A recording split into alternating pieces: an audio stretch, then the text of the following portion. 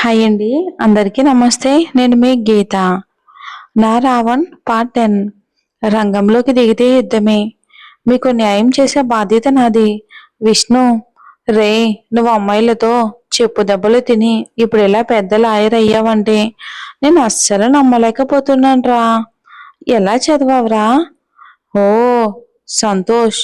ఆ విషయంలో నాకు కూడా చాలా డౌట్స్ ఉన్నాయనుకో. అది వదిలేసే. టైం అవుతుంది కదా, లోపలికి వెళ్దాం చలో. చంద్ర, నిహాస్ కోర్టులో హాజరవ్వాలని బిజినెస్ పార్ట్నర్స్ అయిన సత్యమూర్తి కోసం ఎదురు చూస్తూ ఉన్నారు. వాళ్ళ లాయర్ ముకుందంతో మాట్లాడుతారు.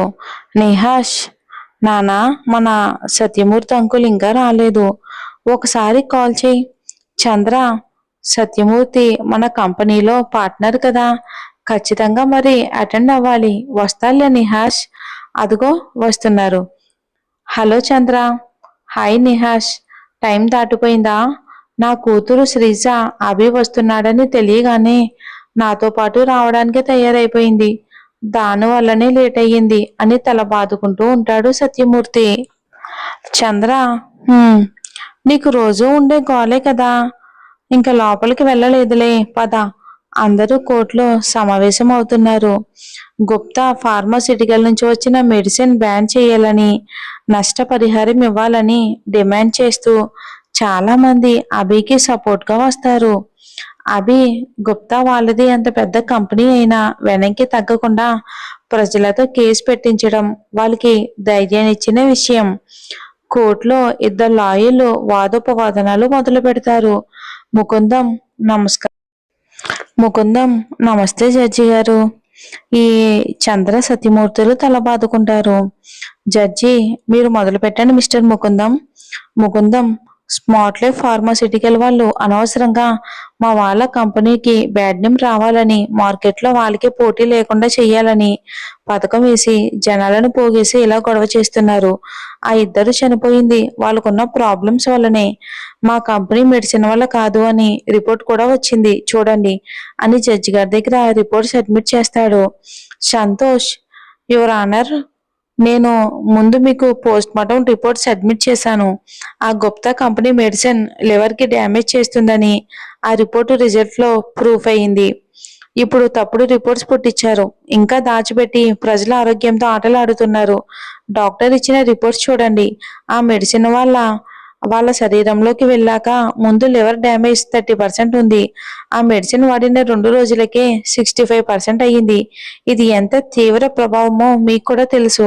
వాళ్ళకున్న ప్రాబ్లమ్స్ కి తోడు ఇంత డ్యామేజ్ జరిగితే బ్రతికి ఉండడం అసాధ్యం. ఓల్డేజ్ లో ఉన్న మీలాంటి వాళ్ళు వాడితే ఖచ్చితంగా సంవత్సరం లోపే చనిపోతారని రిపోర్ట్ కూడా వచ్చింది. దయచేసి చూడండి అని రిపోర్ట్స్ అన్ని ఇస్తాడు. జడ్జి గారు అన్ని రిపోర్ట్స్ పరిశీలిస్తూ ఉంటారు. ప్రజలు, సార్, మా వాళ్ళిద్దరూ చనిపోవటమే కాదు, చాలా మందికి ప్రాబ్లమ్స్ వచ్చాయి. ఆ మెడిసిన్ బ్యాన్ చేయాలి అని అరుస్తారు. జడ్జి, గోల చేయకండి, అందరూ కూర్చోండి. కోర్టులో ఇలా గొడవ చేయొద్దు. సంతోష్, ఈ కేసులో మొదటి నుంచి కీలక పాత్ర పోషిస్తున్న smart life pharmaceutical company chairman Abhilash ని మీ ముందు ప్రవేశపెడతాను. జడ్జి, అభిలాష్, మీరు బోన్లోకి వచ్చి మాట్లాడండి. అభి రాగానే అందరూ అరుస్తూ ఉంటారు. హీరో హీరో అని అక్కడున్న ప్రజలంతా వెంటనే సైలెంట్ అయిపోతారు. జడ్జి గారు కూడా అభి ఫాలోయింగ్ చూసి షాక్ అవుతారు. అభి, గౌరవనీయులైన జడ్జి గారు, మీకు మెడికల్ ఫీల్డ్ గురించి బాగా తెలుసు. ప్రజలను కాపాడడానికి డాక్టర్లు ఎంత కృషి చేస్తూ ఉంటారు. డాక్టర్ ఫార్మాసిటికల్ కంపెనీలను నమ్ముతారు, రిఫర్ చేస్తారు, పేషెంట్లు త్వరగా కోలుకుంటారని సలహాలు ఇస్తారు. కానీ ఇలాంటి కంపెనీలు ప్రజలకు నమ్మక ద్రోహం చేస్తూ వస్తున్నారు. కొంతమంది సుత్తి డాక్టర్లతో కలిసి ప్రజల ప్రాణాలతో వ్యాపారం మొదలుపెట్టారు. కొన్ని సంవత్సరాల నుంచి కొంతమంది డాక్టర్ల ద్వారా ప్రజలకు తప్పుడు మందులను సరఫరా చేసి హాస్పిటళ్లకు, డాక్టర్లకు డబ్బులు వచ్చేలా ప్లాన్ చేస్తున్నారు. హాస్పిటల్ ఓనర్స్ కి వీళ్ళ వల్ల వచ్చే లాభాలు, ఈ గుప్తా లాంటి కంపెనీలకు వచ్చే పర్సంటేజీలు మీరు అంచనా కూడా వేయలేరు. ఇది పెద్ద మెడికల్ మాఫియా. ఇదంతా ఇప్పుడు ఇద్దరు మనుషులు చనిపోయారు కాబట్టే బయటకు వచ్చింది. వీళ్ళకన్నా ముందు కూడా చాలా మంది చనిపోయి ఉంటారు. ఆ లెక్కలన్నిటికీ ఎవరు సమాధానం చెప్తారు అని గట్టిగా మాట్లాడతాడు. ప్రజలు అవును అవును అని అరుస్తారు. ముకుందం, మా కంపెనీ మందులేనని గ్యారంటీ ఏంటి అభి గారు? మిగతా కంపెనీల మందులు ఎందుకు కాకూడదు? మీరు చెప్పేది చూస్తూ ఉంటే ఇండియాలో అందరి చావులకి గుప్తా మెడిసిన్ కారణం అన్నట్టుంది. మెడికల్ మాఫియా అని అంత పెద్ద పేరు వాడొద్దు అని నవ్వుతాడు. అభి, మీరు గుప్తా కంపెనీ మీద నమ్మకం ఉందా సార్? పోనీ మీ మీద 2 మెడిసిన్స్ ప్రయోగించి చూద్దామా అని వెటకారంగా అంటాడు అభి. జడ్జి, అభిలాష్ గారు అర్థం లేని మాటలతో కోర్టు సమయాన్ని వృధా చేయకండి అని వార్నింగ్ ఇస్తాడు. అభి సారీ జడ్జి గారు అని బోన్లో నుంచి కిందకి దిగిపోతాడు. సంతోష్, చూస్తున్నారు కదా సార్ జనాల రియాక్షన్ ఎలా ఉందో. సపోర్ట్ ఎవరికి ఉంది? మాట్లాడాలి యువర్ ఆనర్, నాకు కొంచెం టైం కావాలి. సంతోష్, సార్ ఇక్కడ ప్రాబ్లం క్లియర్గా ఉంది, సొల్యూషన్ క్లియర్గా ఉంది. ఇంకే మాటలు అవసరమని మేమేం అనుకోవట్లేదు. ఇది 6వ వాయిదా. ప్రజల్లో వాళ్ళ కంపెనీ మీద తీవ్ర వ్యతిరేకత ఉంది. ఆ కంపెనీ లైసెన్స్ క్యాన్సిల్ చేసి దాన్ని పర్మనెంట్ గా క్లోజ్ చేయించి ఆ పేదవాళ్ళకి నష్టపరిహారం చెల్లించే విధంగా త్వరగా ఈ కేసులో తుది తీర్పు ఇవ్వాలని మనవి చేసుకుంటున్నాను. That's all your honour. Judge, ఈ కేసులో తుది తీర్పు వచ్చే నెల 12కి వాయిదా వేస్తున్నాను.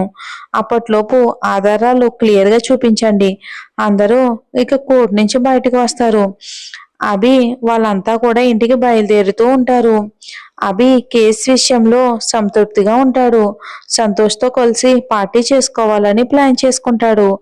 అభి కార్ తీసుకొస్తానని వెళ్తాడు.